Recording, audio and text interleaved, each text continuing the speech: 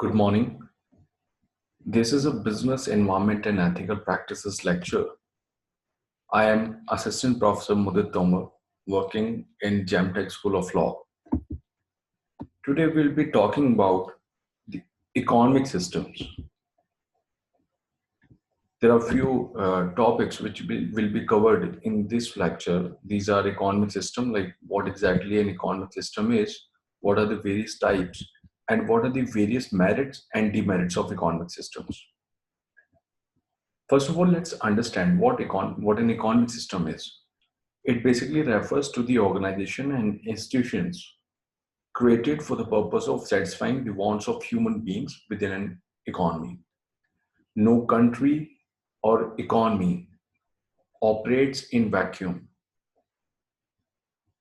Every economy requires a set of institutions, organizations, a particular system in place, and it expects all these building units to operate in a certain fashion so that collectively they can create a chain of events which can keep the country or the economy running. So this arrangement basically is called economic system. In a country, available resources have to be utilized to manufacture and distribute goods and services which would meet the needs of the people so that they are satisfied. As an individual, we have a lot of needs, be it related with the clothes we are wearing or the food that we need to consume to survive. And there are n number of things. And these needs must be satisfied. And to satisfy these needs, resources are required. So these building blocks or this pattern basically is developed so that these resources can be put to use and the needs and wants of the people within a country, within an economic system, can be catered to. uh, these institutions and organizations function with their own rules and regulations, and it is not mandatory to have same kind of rules and regulations in place for all the organizations, since different organizations have different function. They are different. They are different in size.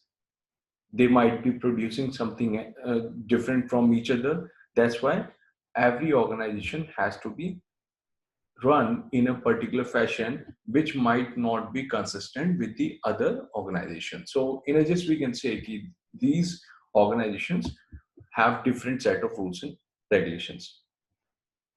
Now coming to the characteristics of economic system, what basically builds the economic system? First, the fundamental of economics itself, that resources are always scarce. No country, either it is a low developed country or it is a developing one or a developed one, no country ever has abundance of resources. Abundance in the context here we're talking about, there are always short of resources. They might be good at one thing, but something they might be lacking at something else. For example, Venezuela, a South American country, has abundance of oil reserves. In fact, the largest oil reserve in the world. But there are n number of things which they are not good at, and that's why they import. So, first of all, these economic systems always function with scarcity of resources, and how these resources are utilized will actually determine the extent to which the needs and wants of the people of the country are met. So efficiency and effectiveness has to be there, and the degree of effectiveness and efficiency will ultimately determine how well these wants are catered to. Second, economic system comprises people.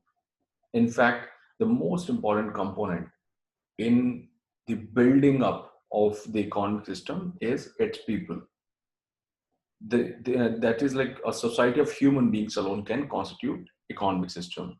Undoubtedly, apart from human beings, no other economic system can ever build up, forget about surviving or developing further. A set of institutions, third one, are created and used for the purpose of smooth functioning of economic systems. For example, banks, money, like currency, technology, government, price mechanism, planning, etc. Because unless these institutions are in place, no economic system can be dreamt of. Just imagine if we don't have banks around us, what will happen? The entire flow of money, credit, won't be able to have it. So banks are mandatory. What about surviving without any currency?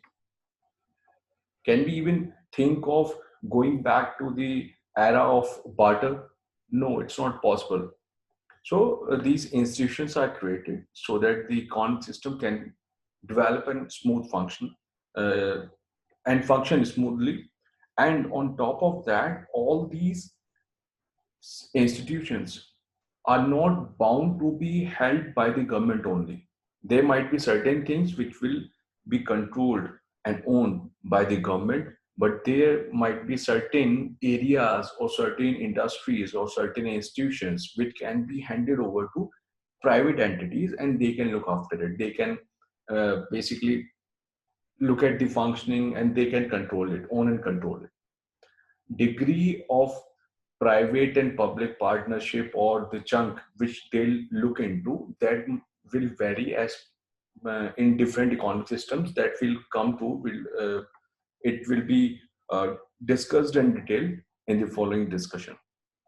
So for now we can understand that set of institutions are developed and these institutions collectively contribute to the economic system. And last but not the least, the basic objective with which an economic system functions is to satisfy the wants of the people. Unless there is a want for commodity or service, nothing can be produced. It is like uh, very basic logic behind production of anything. If want is there, if demand is there, if need is there, only then something is to be produced. Else the production might not fetch any good result. Any economic system basically aims at answering three main questions. And these three main questions are what to produce, how to produce, and for whom to produce. And now let's look at first, let's look at where from these questions are coming. In this image, we can see unlimited needs and wants, unlimited resources, which is the basic principle of economics. Human wants and needs are unlimited. Doesn't matter how much we get, we always aspire, we always dream of having more. But the resources are always scarce.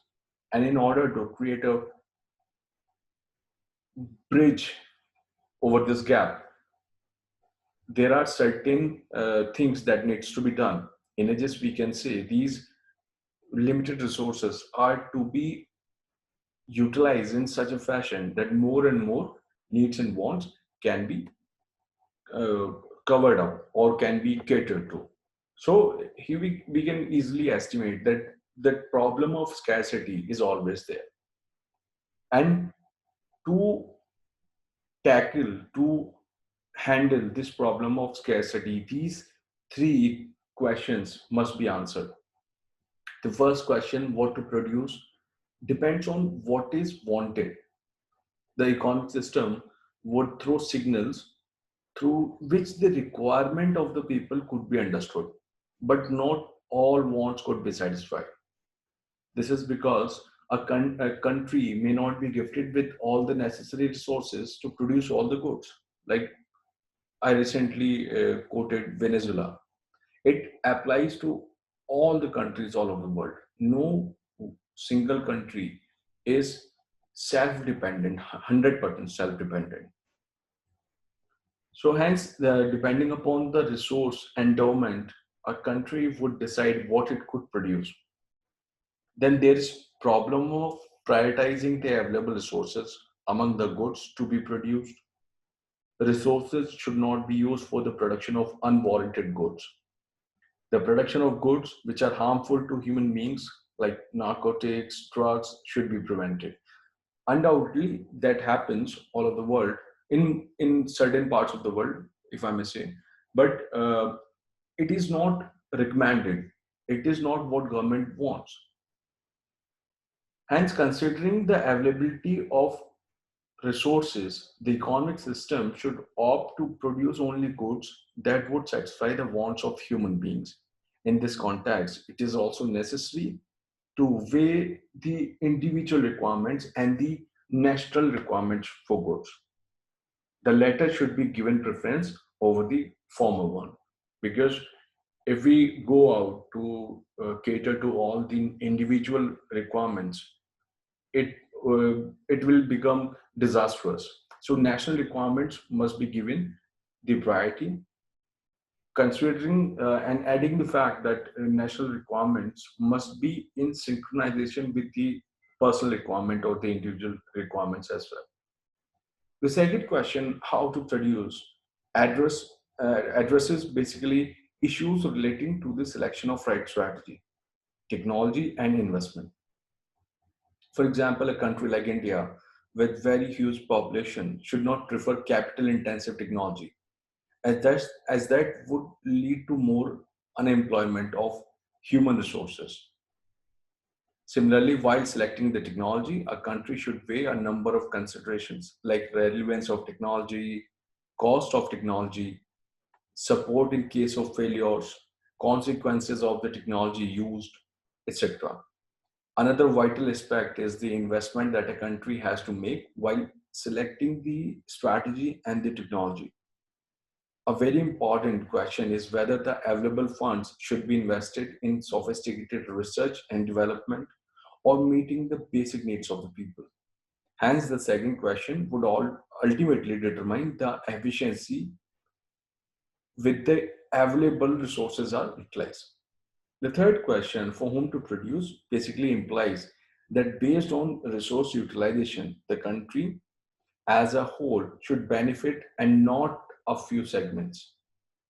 As I said earlier, also, national requirements should be prioritized rather than individual requirements. Hence, having produced the goods and services, how they could be equitably distributed is also a very important aspect. The distribution of national product would differ from country to country depending upon the economic system involved. Whatever the system is in place, that will eventually determine how good these good produced goods and services